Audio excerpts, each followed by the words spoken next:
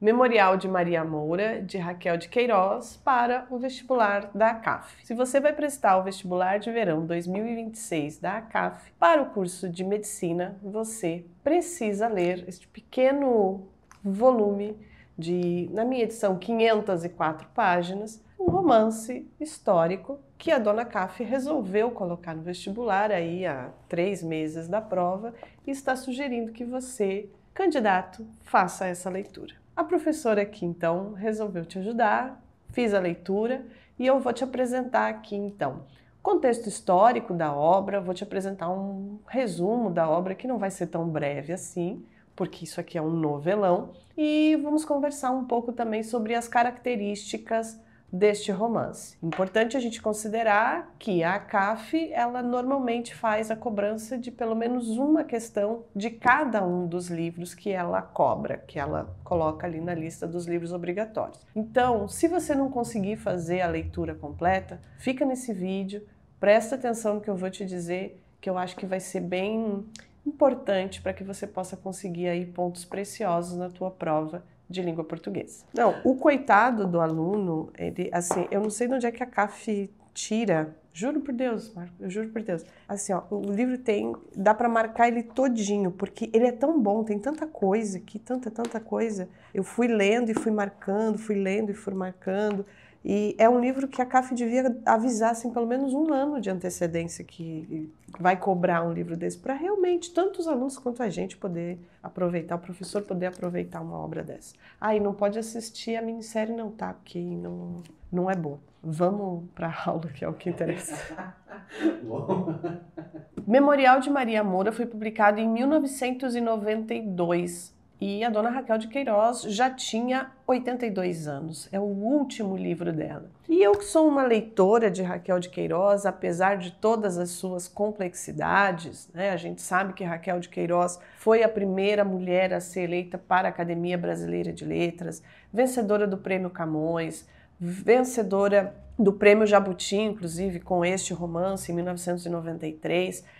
Ela teve uma vida marcada pela literatura, seu primeiro romance foi O 15, que inclusive alguns críticos literários acreditavam que não tinha sido escrito por ela, mas a Raquel de Queiroz sempre foi uma escritora cheia de complexidades. Ela, por exemplo, não admitia essa palavra chamada feminismo, ela nem acreditava que isso fosse possível, ou talvez até ignorasse. No entanto, a sua escrita está permeada por questões que são muito caras ao feminismo e a gente vai falar um pouco sobre isso. Antes de a gente começar a fazer a leitura do texto, é importante que a gente considere quem foi essa mulher. Então ela é uma pioneira na escrita, uma mulher que, claro que por ter posse, ser uma mulher, ela se vangloriava de ser parenta de José de Alencar, era alguém que é do Ceará, ela foi nascida e criada no Ceará, mas sempre esteve no Rio de Janeiro, mas tinha esse contato direto com o Ceará, ela voltava sempre às fazendas do pai, da família. A gente precisa levar em consideração por que a CAF está colocando esse romance na sua lista de livros obrigatórios. Muito provavelmente por conta de um resgate histórico e um resgate deste gênero que a gente chama, então,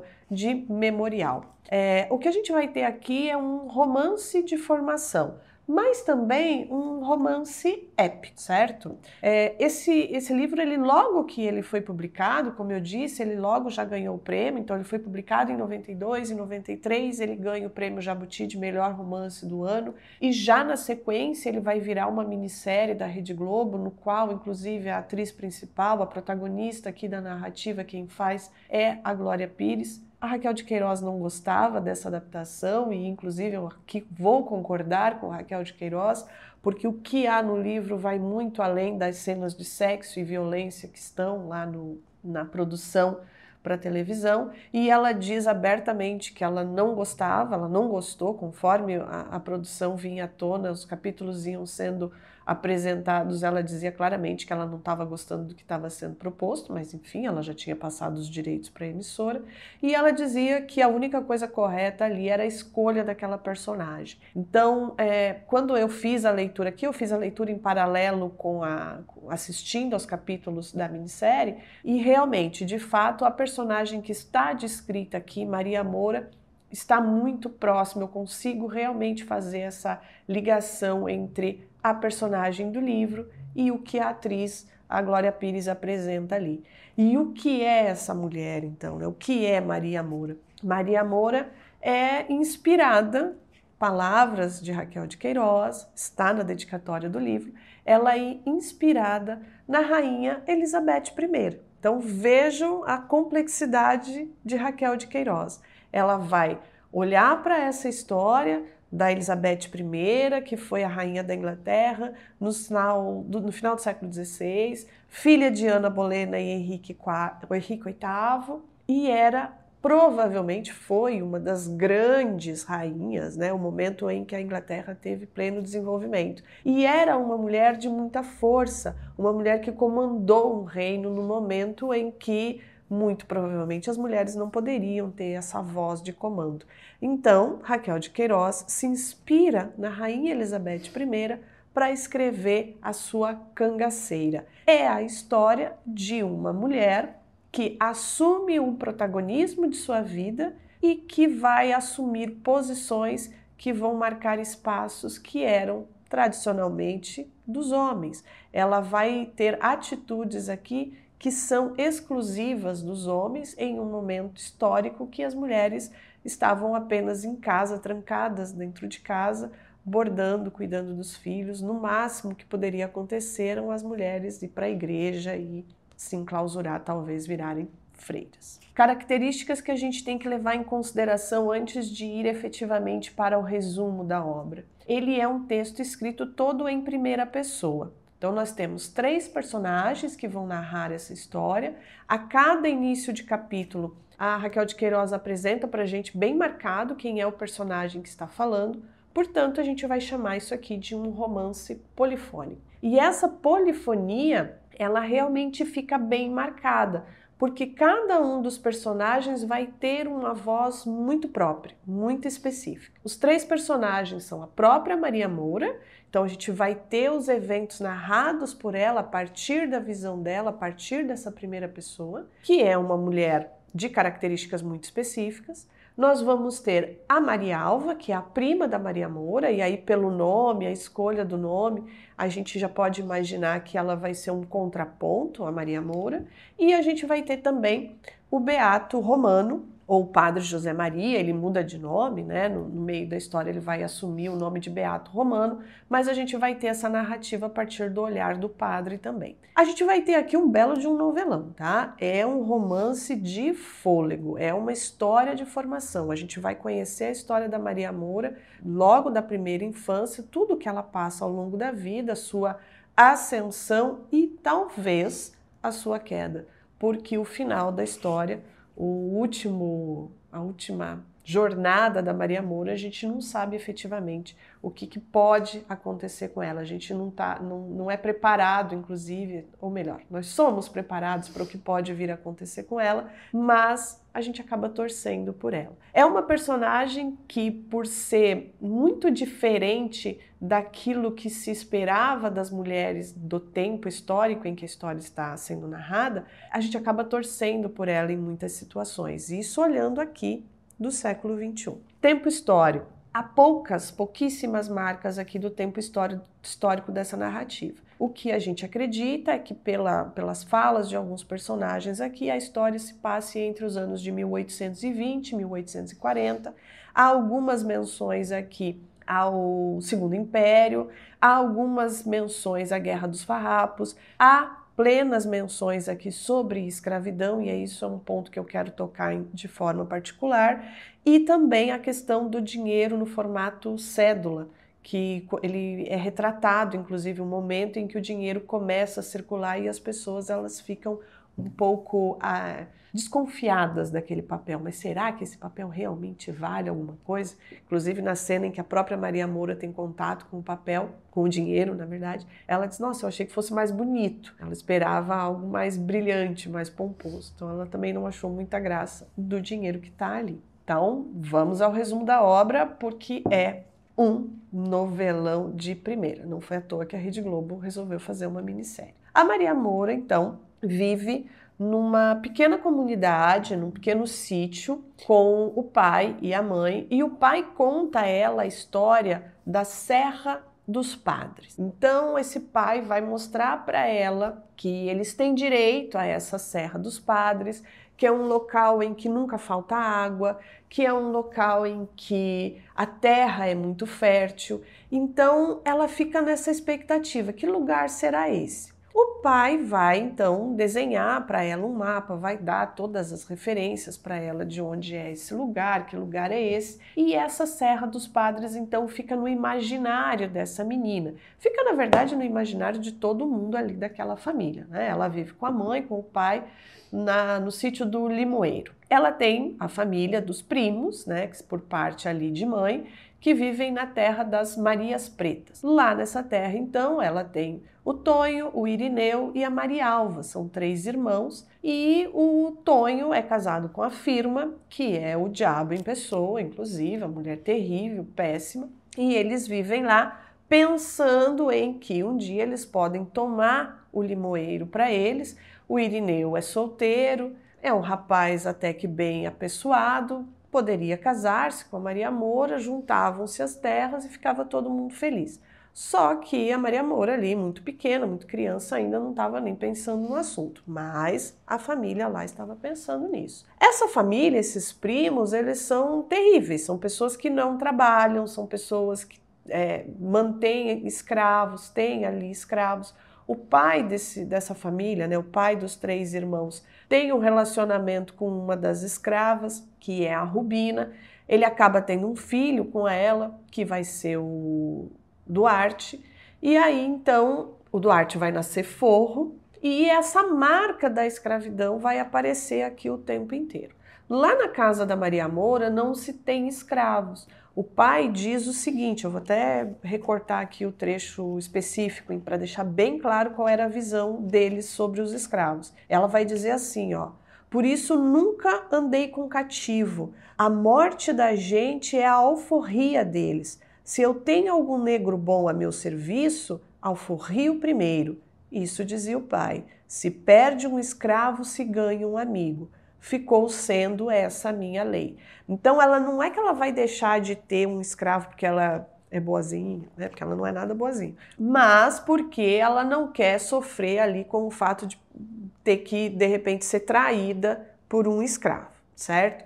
Mas lá nas Marias Pretas, os rapazes lá, os primos lá, mantêm os escravos. Pois bem, segue a vida, né? Ela tá vivendo a vidinha dela lá com o pai e a mãe. O pai é assassinado em uma tocaia, o pai é assassinado. Não se sabe ao certo, ninguém nunca vai ficar sabendo quem foi que mandou matar o pai. Eu sei que ela vê o pai, o corpo do pai, isso é uma cena muito traumática para ela. E a mãe, então, vai passar algum tempo de luto, né? Vai colocar ali em luto, vai assumir essa viuvez, mas aparece um cidadão muito bonito, muito bem apessoado, que conhece ali a família e tudo mais e que começa a ficar amigo da mãe dela. Então, assim, a mãe dela era uma mulher muito bonita, muito feliz, muito animada. A morte do pai acabou deixando essa mãe muito contida. E aí, quando aparece o Liberato, nossa, poxa, olha só, uma companhia. E de amigo para ir à cama, não demorou muito tempo. Só que o Liberato, ele não queria necessariamente só ser amigo da mãe dela. Ele estava interessado, sim, nas terras. Ele estava interessado no Limoeiro, ele estava interessado especialmente nessa lenda da Serra dos Padres, né? Todo mundo queria, na verdade, saber se esse lugar existia. E havia também a questão da documentação. Atentem, nós estamos aí em 1820, 1830, então assim, cartório, tudo muito longe, ela mora no interior do interior do interior, a gente não consegue localizar muito bem, mas isso aqui muito provavelmente é norte de Minas, então, pela descrição das paisagens. Então, assim, o Liberato ele estava querendo, na verdade, era assumir as terras ali da mãe dela.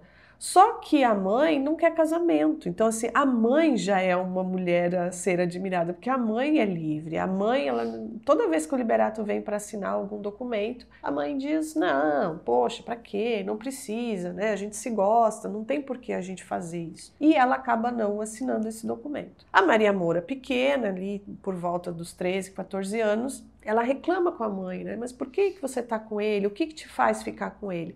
E a mãe diz, eu sei que eu gosto da conversa, eu gosto do cheiro. Então a Raquel de Queiroz, ela mostra que ao longo de todo o texto também, os desejos dessas mulheres, tanto da Maria Moura, quanto da mãe, quanto da Maria Alva, quanto da Rubina, são as mulheres que aparecem aqui, elas demonstram, e além de demonstrar os seus desejos, elas colocam em prática os seus desejos. O Liberato, então, tá vivendo com a mãe da Maria Moura. A Maria Moura não tá gostando muito dessa história, mas tá aceitando, tudo bem, né? Fazer o quê? A mãe dela, ela tem que aceitar. Eis que o Liberato, então, sai para fazer algum serviço fora da cidade e a Maria Moura, então, um belo dia tá ali em casa e encontra a mãe dela pendurada numa corda pelo pescoço. E ela vê a mãe daquele jeito, né? Então, assim, por que aquela mãe faria isso? Por que aquela mulher que estava vivendo uma vida bem tranquila, inclusive amaziada, né, como dizias, estava vivendo ali com o Liberato, estava na terra dela, tendo os funcionários dela, ali, as pessoas agregadas que moravam ali com ela, por que essa mulher cometeria então um suicídio? A Maria Moura nunca aceitou isso muito bem. Não pode também, né, a gente deixar de considerar o tempo histórico de novo, né?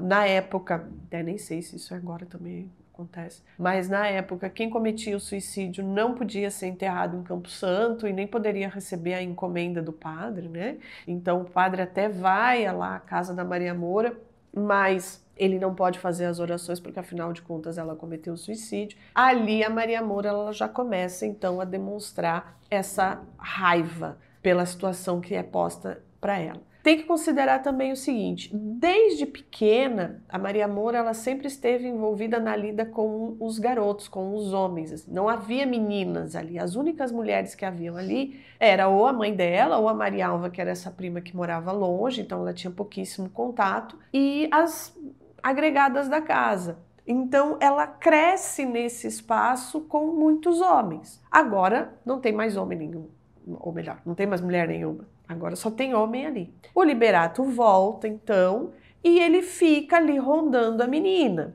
Né? E aí a gente já pode imaginar o que vai acontecer, e é o que vai de fato acontecer. Ele vai assediá-la, ele vai abusar dela, né? Então vai ter essa cena, ela tá descrita aqui, inclusive, mas ela tá descrita de uma forma em que o corpo dessa menina, dessa criança, porque afinal de contas ela tinha 14, 15 anos, ela não vai ser tão exposta. Então, assim, a forma como o texto apresenta é uma forma em que você sabe que está acontecendo um abuso, um estupro, mas, ao mesmo tempo, o corpo dessa mulher está sendo preservado pela autora, pela escritora. E aqui a gente precisa, então, considerar a magia da literatura, né? O que construção literária é essa que descreve um estupro, mas preserva, protege o corpo dessa mulher. Num primeiro momento, é um estupro, mas é um estupro em que a menina não sabe se pode dizer não, se não pode dizer não. E a partir disso, então, tá tudo descrito aqui, gente. Ele é um homem bonito, ele é um homem que se banha, ela sempre reforça isso, que ele só vem procurá-la quando ele tá pronto, banhado, limpo, asseado. Ele é um homem branco, o cabelo é encaracolado, então tem essa questão também de ela não ser tão branca, né? Ela é, no caso, assim, portuguesa, né? De origem portuguesa, mas ele está bem marcado como um homem muito alvo, muito claro. Só que a mesma coisa que ele vai fazer com a mãe, ele vai fazer com ela. Então ele vai pedir a ela que ela assine ali um documento tornando o responsável legal por ela, né? Entregue uma procuração a ele, mas ela já fica com o pé atrás. Não, peraí. Primeiro pediu para minha mãe assinar. Minha mãe não assinou, minha mãe morreu. Ela já começa a desconfiar. E nessa desconfiança, então, ela resolve tomar uma decisão. Ou ele ou eu. E isso vai marcar toda a jornada da Maria Moura. ou ele ou eu. Ela nunca comete um crime ou manda matar alguém, ou ela vai tomar posse de algo, se não for para se defender. Então ela não é uma bandida. Tirem isso da cabeça, ela não é uma bandida. Ela é uma mulher que procura se defender. E nesse momento ela sabe que ela está errada. Afinal de contas, ela está com o homem da mãe dela. Esse homem da mãe dela agora está querendo casar com ela, ou está querendo no mínimo que assine a procuração. Ela está percebendo que se ela não assinar a procuração, ele vai fazer a mesma coisa que ele fez com a mãe dela. Ela não tem provas, mas ela acredita que tenha sido ele que tenha assassinado a mãe. O que ela faz? Ela procura o padre. E aí ela vai procurar o padre José Maria e vai dizer o seguinte: olha só, padre, eu vou ter que dar fim nele, eu queria, né, a sua bênção para poder fazer isso. E o padre diz: não posso, a senhora vai ter que se arrepender. Não me arrependo não, porque se eu não fizer, ele vai acabar me matando. E o padre diz então: olha só, eu não posso fazer nada. Ela pede perdão pelo pecado da carne, afinal de contas, né, ela estava ali amaziada com o padrasto. O padre então a absolve e ela volta então para casa e ela prepara ali uma artimanha para poder dar fim ao liberato. Como é que ela vai fazer isso? Ela vai envolver um outro rapaz que está ali de olho nela, porque ela é a única mulher daquele lugar também. Então ela vai prometer para esse rapaz, que é um rapaz negro, e ela vai prometer então para ele: olha, eu até vou ficar contigo, mas primeiro a gente precisa dar fim ao liberato. E ele vai fazer isso. Então agora ela já tem ali uma morte nas costas, que é a morte do liberato. Só que o rapaz começa então a dizer: olha só, eu vou falar para todo mundo que a gente tramou a morte do seu padrasto. Agora ela está na mão dele. Mas ela é uma mulher de muita astúcia. Então, desde muito jovem, ela demonstra ter uma agilidade de pensamento. O que ela vai combinar então com ele? Olha só, você vai bater lá na minha porta, na minha janela, porque ele também está esperando, né, de ter a primeira noite com ela, e você vai bater na minha janela. E aí ela chama um personagem que vai acompanhá-la aí por toda a narrativa, que é o João Rufo. E o Rufo então vai aparecer para ela e ela vai dizer o seguinte: olha só, tem alguém que está batendo a minha janela, está tentando abrir a minha janela toda noite, e eu não quero abrir, eu tô com medo.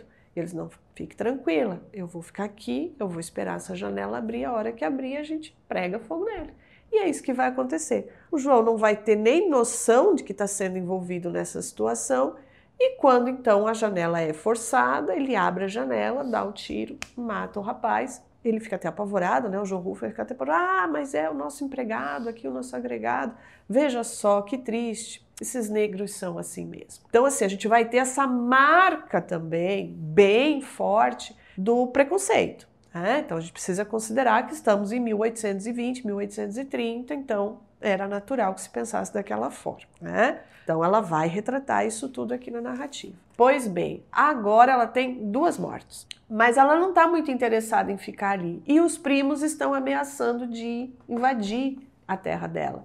O Irineu, que é o solteiro, né, tá lá querendo fazer a corte a ela. Eles vão tentar, de alguma forma, invadir ali a terra, ela não vai aceitar, eles vão tentar pela via do casamento, ela não vai aceitar, e aí ela começa, então, a preparar os seus homens. Quer saber? Eu vou dar jeito, então, de enfrentar essa situação, não vou fugir disso, e ela se prepara. Então ela vai preparar toda a situação ali para um enfrentamento. Os primos vêm para tomar a propriedade dela e ela é tiro e porrada e bomba. E aqui a cena lá, inclusive, que está na minissérie, esta cena está bem produzida, porque está de acordo com a cena que acontece aqui.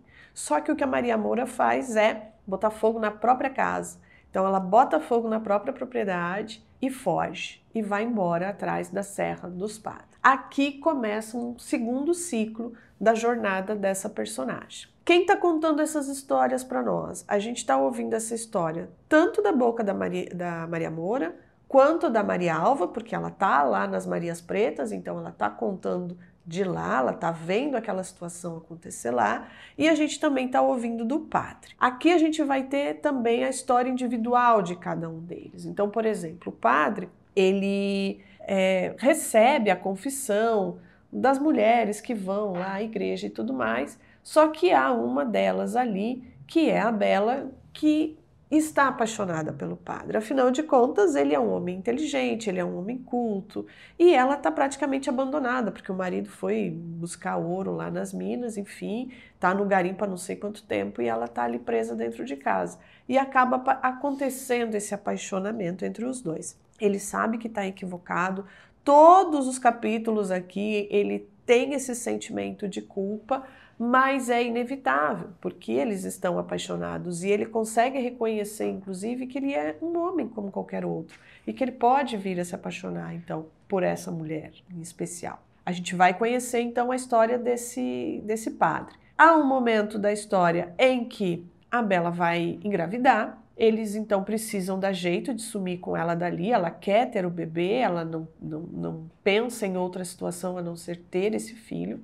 Há uma organização para que ela saia então da cidade, volte para a fazenda de origem dela, e é isso que ela vai fazer. Só que nesse meio tempo o marido já está sabendo do acontecido. O marido então volta, encontra com a Bela grávida e, óbvio, sabendo que não é dele, mata os dois. Mata a Bela e, por consequência, vai acabar matando o bebê. Matando o bebê, ok, temos aqui uma cena brutal de assassinato. O padre está a caminho da fazenda porque ele também sabe que o esposo vai chegar, que o marido dela vai chegar.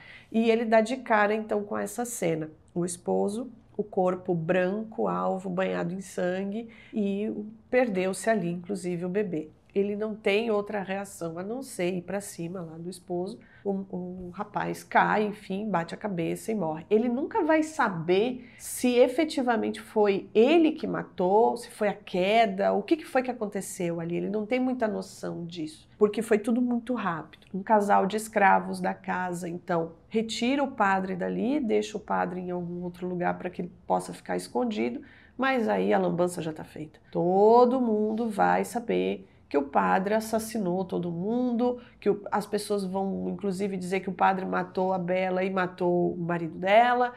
A história nunca fica bem contada. E ele passa então a valer um conto de réis e ele tem que fugir então. E nós vamos acompanhar os capítulos do padre aqui, são capítulos em que ele vai fazer uma peregrinação, ele vai assumir posturas, espaços diferentes daquele de ser padre. Ele aceita que ele não é mais um padre, mas, por exemplo, o latim nunca o deixa. O fato dele escrever, há uma passagem em que ele vira um escrevente, um escrivão de cartas, e ele brinca com a ideia do escrivão, ele vai rodar o mundo. E toda vez que alguém o reconhece, ele junta suas coisas e cai no mundo de novo, até o dia que ele encontra Maria Moura. Marialva. A narrativa da Marialva é a partir, então, das Marias Pretas, desse lugar em que se imaginava que a Marialva não poderia casar, porque se ela casasse teríamos mais um herdeiro, teria que haver a partilha de terras, então os irmãos e a cunhada querem deixar Marialva presa. Só que a Marialva é totalmente o contraponto da Maria Moura. Se a Maria Moura é uma mulher que toma decisões, se é uma mulher que vai à luta, se é uma mulher que não deseja casar-se, que não deseja ser mulher de um homem só, que é uma mulher que tem fogo nos pés e que quer correr o mundo, a Marialva ela quer ter o casamento, ela se apaixona, ela vai se apaixonar pelo Valentim, que é um homem muito educado, é um artista de circo. Então a gente vai ter esse contraponto da Marialva. Seguindo com a história de Dona Maria Moura.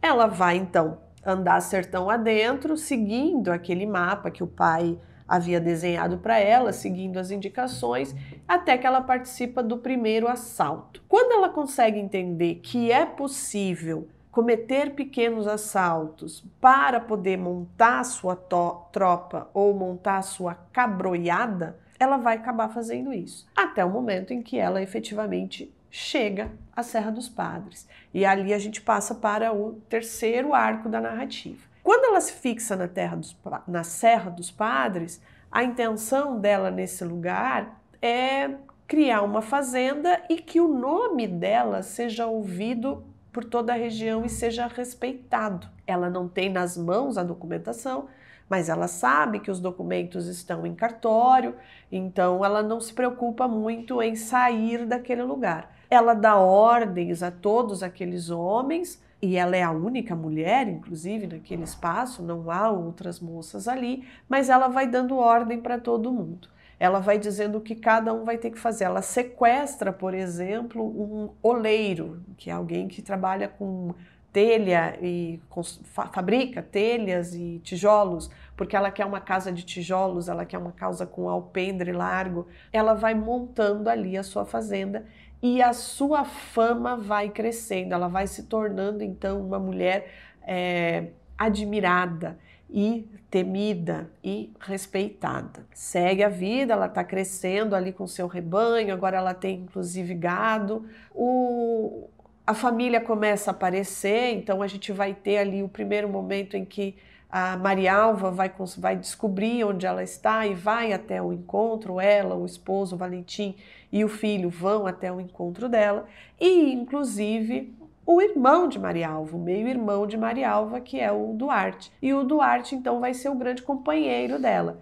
Eles são primos, ela vai sempre retomar essa situação, que eles são primos, que ele é filho de uma negra, mas ele é alforriado, mas há uma relação entre eles. E aí, com o Duarte, ela vai ter, então, as experiências mais felizes, vamos dizer assim, sobre o relacionamento amoroso. Então, com ele, ela vai... E sempre no tempo dela, isso é sempre uma marca também, né? Ela diz, ele só ia até o meu quarto quando eu lhe dava o sinal, ele nunca me procurava, ele respeitava. Ela tinha os cabelos curtos, ela usava calças, isso é sempre muito marcado também, as pessoas estranhavam o fato dela andar de calças, dela andar como um homem, mas ela era uma mulher que tinha desejos, que tinha vontades. E como Duarte era da família, era um homem que sabia escrever, era um homem aciado também, isso sempre leva em consideração, e ele mantinha esse respeito. Ele vira então como se fosse um gerente da fazenda dela, ele vai comandar os outros cabras, até porque o Rufo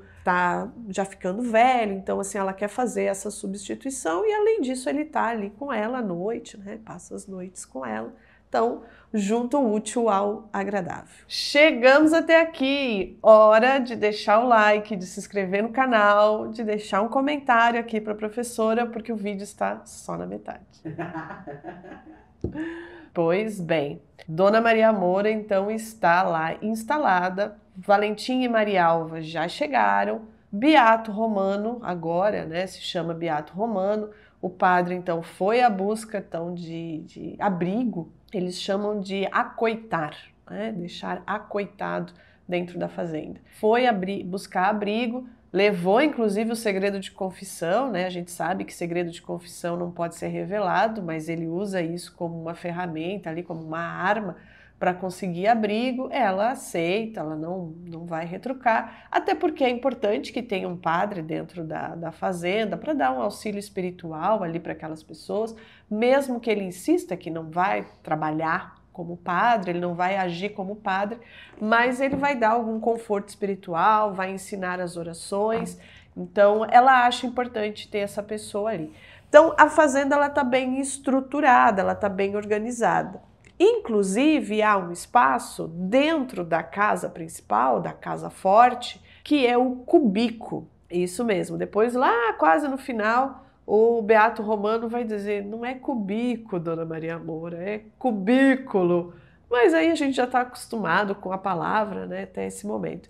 Então ela faz o desenho, tem o desenho aqui no livro, ela faz o desenho que o pai havia ensinado para ela, e esse cubico é um espaço dentro da casa que ninguém vai ter acesso, só o quarto dela é que tem acesso, ela faz um alçapão ali, ela faz um espaço bem marcado para guardar tudo, as botijas com o ouro, né, que ela vai juntando, com os bens que ela vai juntando. E esse espaço também é um espaço que quando ela precisa esconder alguém, e se for acontecer de a casa ser invadida, essa pessoa não vai ser encontrada, porque aquele espaço está muito bem escondido, né? Aquele espaço está bem atrás de um baú, enfim, então não vai ter chance, não vai ter como a pessoa ser descoberta ali. Então tá tudo muito bem organizado. Até que... E aí, né, gente, vamos lá, né? Até Maria Moura cai, né? e cai na mão de quem? Cai na mão de homem, né? Aparece o filho de um vizinho, esse filho do vizinho, que é o Rufino, o filho dele, o Cirino, então, que é um homem muito bonito, muito branco, cabelo encaracolado e tal, né? Um rapaz que sabe comer à mesa, sabe usar os talheres. Então esse rapaz andou arrumando uma confusão com uma moça lá na cidade e agora então estão caçando e ele vai ser morto, porque naquela época se resolvia tudo dessa forma, né? E aí o pai então leva, sabendo que Maria Moura é uma mulher que é de confiança, leva esse rapaz lá e oferece lá um dinheiro. Ela diz que custa caro, inclusive, mas ela coloca o rapaz dentro de casa e ela vai dar abrigo para esse rapaz. No entanto, é aqui que a coisa começa a degringolar. Por quê? Porque ela vai efetivamente se apaixonar por ele, né? Então, enquanto todas as situações de busca do gado, enquanto eles vão continuando a vida deles ali para organizar a fazenda, para se manterem firmes, esse rapaz está ali sem fazer nada, né? E mente vazia, oficina do diabo. E é isso que vai acontecer. Esse rapaz ele vai seduzir, ela vai se deixar seduzir, ela vai falar o tempo inteiro aqui de amor, de apaixonamento, ela vai falar da diferença, por exemplo, do sexo com o Duarte e com o Cirino, ela vai falar sobre a última vez em que ela esteve com o Duarte e agora o Duarte saiu para fazer um serviço para ela e ela está preocupada quando ele voltar, porque ela vai estar mais alegre, afinal de contas ela estava na companhia de Cirino. Então, tudo isso vai sendo descrito aqui pra gente.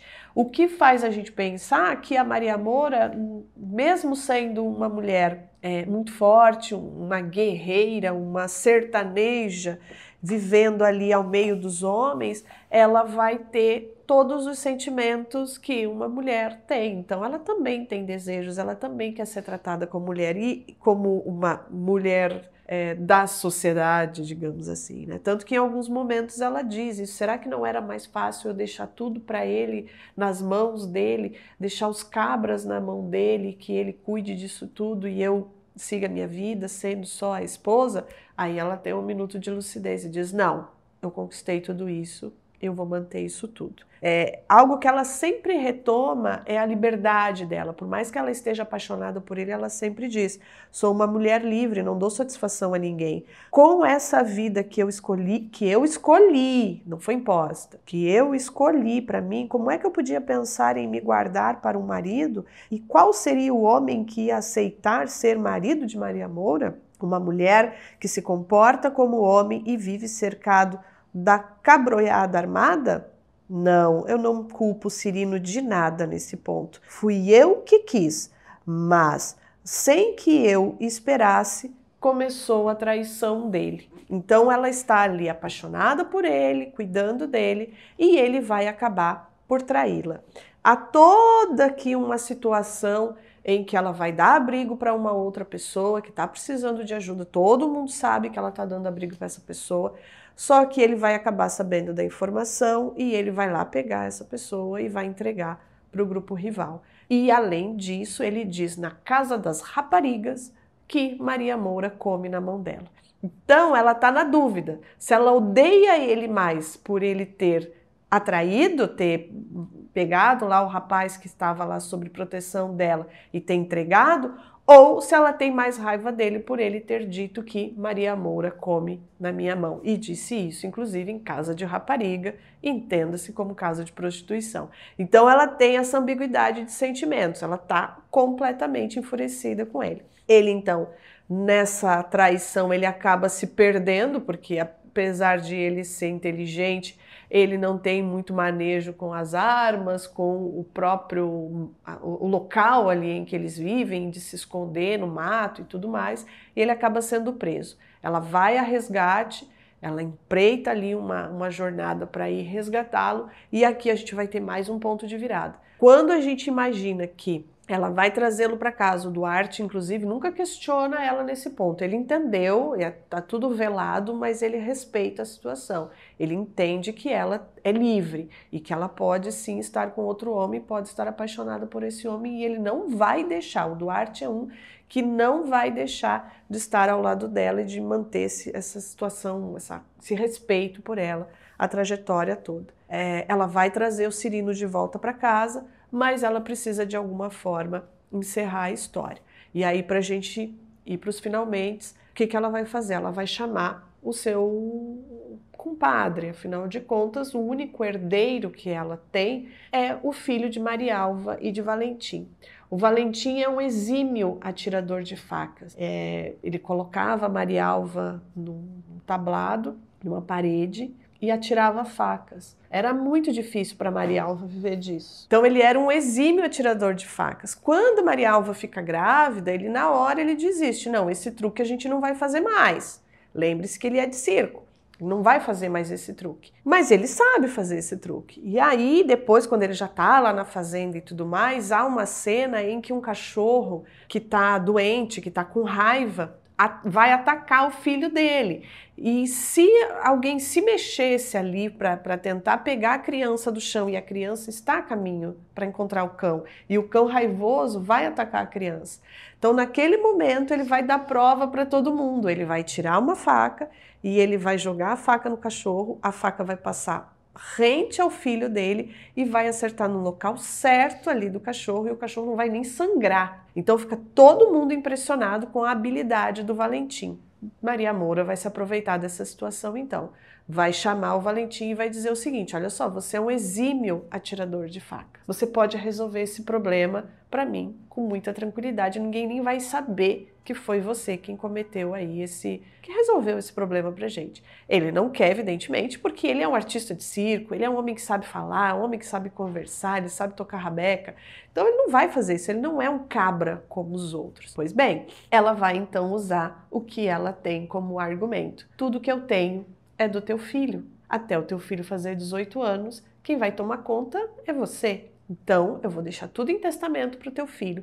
Essa é a paga por esse serviço que você vai me prestar. Valentim diz que talvez não dê conta de fazer, mas acaba aceitando. E é isso que acontece. Ela vai passar ainda uma noite com o Cirino, ela vai tirar o Cirino lá de dentro do cubico, vai passar uma noite com ele e vai dizer a ele o seguinte: eu vou te dar a liberdade, você vai poder ir embora.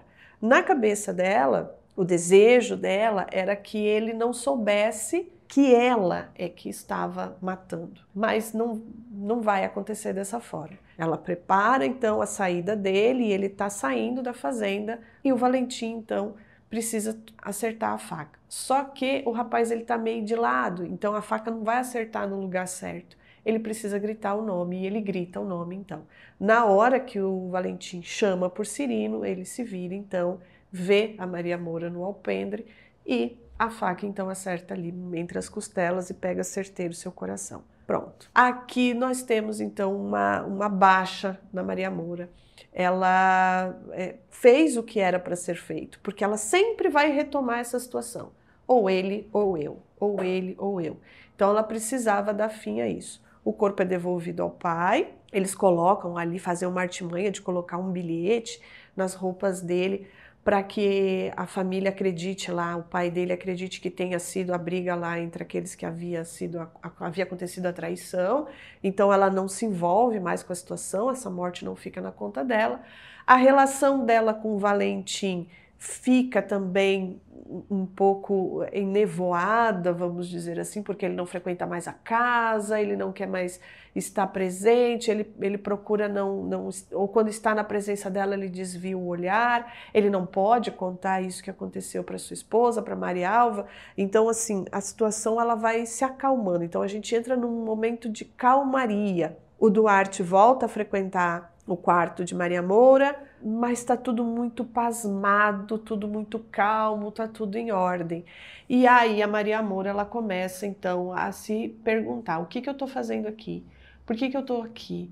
O que é isso tudo que eu construí? Para que serve tudo isso que eu construí se eu não posso nem ter um amor, se eu não posso nem ter uma pessoa?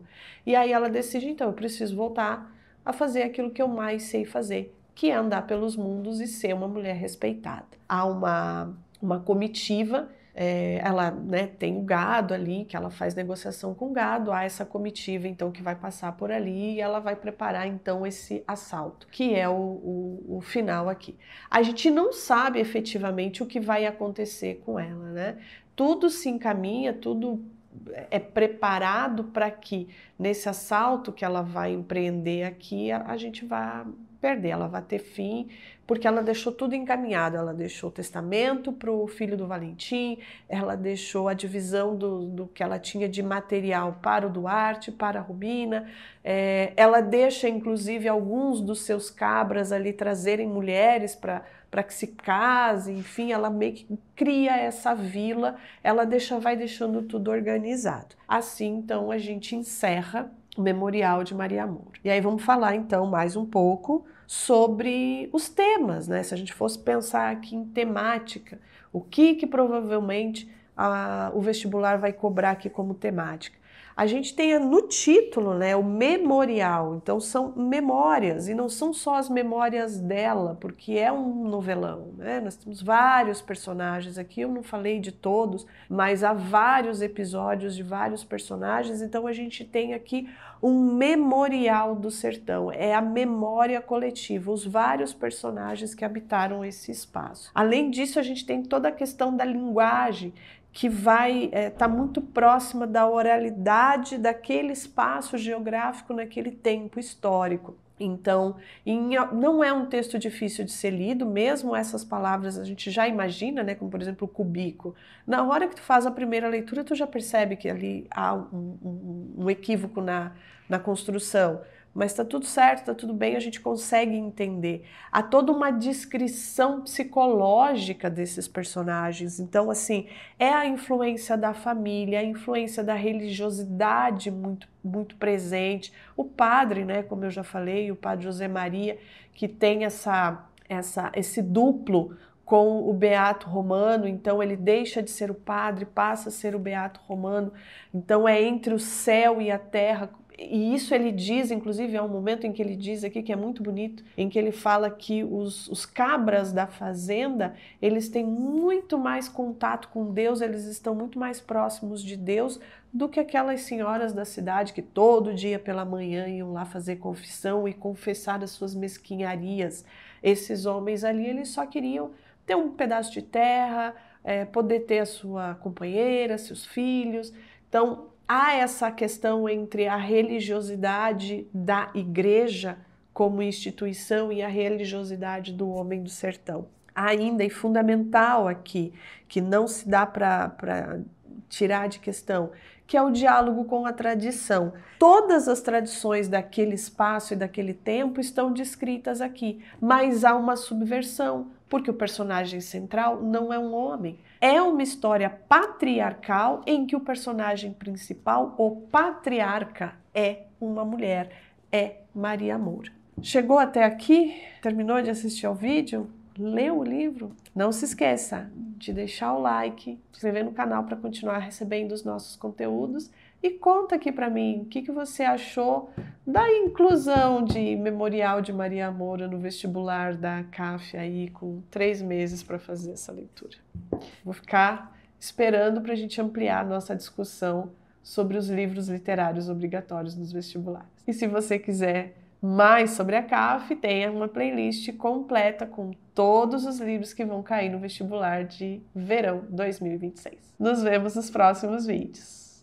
Tchau! Eu amei ler esse livro. Eu amei Maria Moura. Eu amo Raquel de Queiroz, apesar dela ser uma reacionária. Eu amo Raquel de Queiroz. Obrigada, Raquel de Queiroz. Rachel. Já que é Rachel. É mesmo? Claro que não, mulher nordestina, não duvido.